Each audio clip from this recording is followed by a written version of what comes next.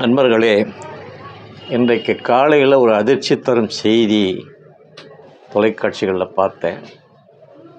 நடிகரும் திரைப்பட இயக்குனருமான திரு பாக்கியராஜ் அவர்கள் மாரடைப்பால் காலமானார் என்கிற செய்தி தான் அது. என்னவோ மனசு ரொம்ப வருடிட்டுருக்கு. ஏன்னா எங்களுடைய வாலிப வயசில் ஒரு 17 வயது தொடங்கி அவருடைய படங்களை நேரடியாக பார்த்தவர்கள் நாங்கள். திரைப்பட வரலாற்றையே புரட்டி போட்டவர் அவர். திரு பாரதி ராஜா அவர்களுடன் உதவி இயக்குனராக இருந்தவர். புதிய வார்ப்புகள் படத்தில் அவர் ஒரு ஆசிரியர் வேடத்தில் நடித்திருந்தார்.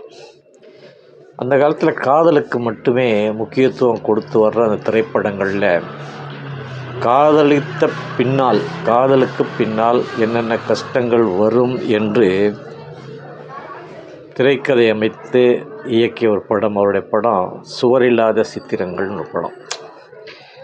அந்த படத்தை நாங்கள் எங்கள் வயசில் பார்த்துருக்குறோம். தொடர்ந்து மக்கள் நாடி துடிப்பு அறிந்தவர் அவர். குடும்ப பாங்கான படங்கள், அன்றாட நம்ம குடும்பம் நடக்கிற எப்படிப்பட்ட நிகழ்ச்சிகளையும் கூட ஒரு திரைக்கதையாக அமைத்து தொடர்ந்து பல படங்களை கொடுத்து வந்தவர் அவர். அந்த 7 நாட்கள்னு ஒரு படம் வந்தது. அந்த படத்தில் இவர் காதலிக்கிற பொண்ணு 2ஆம் தரமாக ஒரு மருத்துவருக்கு கட்டி கொடுத்துருவாங்க. அந்த அம்மா தற்கொலை முயற்சிக்கு போவாங்க. அதை தெரிஞ்சுக்கிட்டு அந்த டாக்டர் அந்த அம்மாவுடைய மனநிலை புரிஞ்சுக்கிட்டு அவருடைய காதலனை தேடி அவர்கிட்ட கொண்டு வந்து சேர்க்கணும்னு முயற்சி பண்ணுவார்.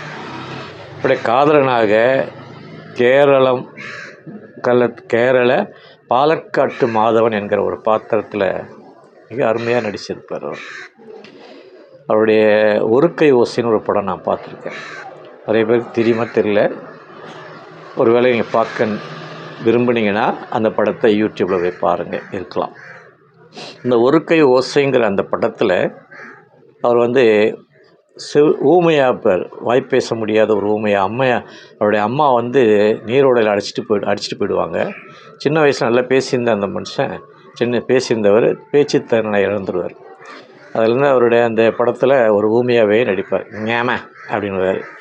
அப்படிங்கிற ஒரு இதுவாகவே நடிச்சிருப்பார் அந்த படத்தில். அது இல்லாமல் மௌன கீதங்கள்னு ஒரு படம் கணவன் மனைவிக்குள்ளே ஏற்படுற கணவன் ஒரு சிறிய தப்பு செஞ்சிருவார். அந்த தப்புனால் கணவனுக்கும் மனைவிக்கும் ஒரு பிணக்கு ஏற்பட்டு 2 பேருமே பிரிஞ்சு வாழ்வாங்க. கடைசியில் அவங்கள எப்படி ஒன்றா சேர்றாங்கிறது தான் அந்த படம். மிக அருமையாக நடிச்சிருப்பார். இப்படி அவருடைய படங்கள் நிறைய சொல்லிகிட்டே போகலாம். நிறைய படங்கள் இருக்குது. பாக்கியான ஒரு வார இதழ், அந்த பத்திரிகை அவர் நடத்திட்டு இருந்தார். அந்த பத்திரிகையில் அவருடைய வாசகர்களின் கேள்விகளுக்கு விடையளித்த விஷயம் இருக்கு இல்லையா, மிக அருமையான ஒரு விஷயம். ஒரு வாசகர் ஒரு கேள்வி கேட்குறாருன்னா அந்த கேள்விக்கு டைரெக்டாக எடுத்த உடனே ஒரு வரியிலையோ 2 வரியிலையோ பதில் சொல்ல மாட்டார். அது சம்பந்தமான ஒரு சிறு கதையோ அல்லது ஒரு வரலாற்று சிறப்புமிக்க ஒரு செய்தியையோ அந்த பதிலில் இணைச்சி தருவார். படிக்க ரொம்ப சுவாரஸ்யமாக இருக்கு. நாங்கள்லாம் தொடர்ந்து படிச்சுட்டு இருந்தோம் பாக்கிய வார இதழை.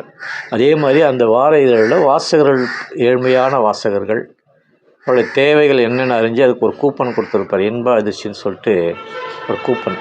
இந்த கூப்பனை ஃபில் பண்ணி கொடுத்தாங்கன்னா யாருமே எதிர்பாராத நேரத்தில் திடீர்னு அவங்க வீட்டுக்கு போய் அவங்களுடைய தேவையை நிறைவேற்றி தருவார். அப்படிப்பட்ட ஒரு மனுஷன்.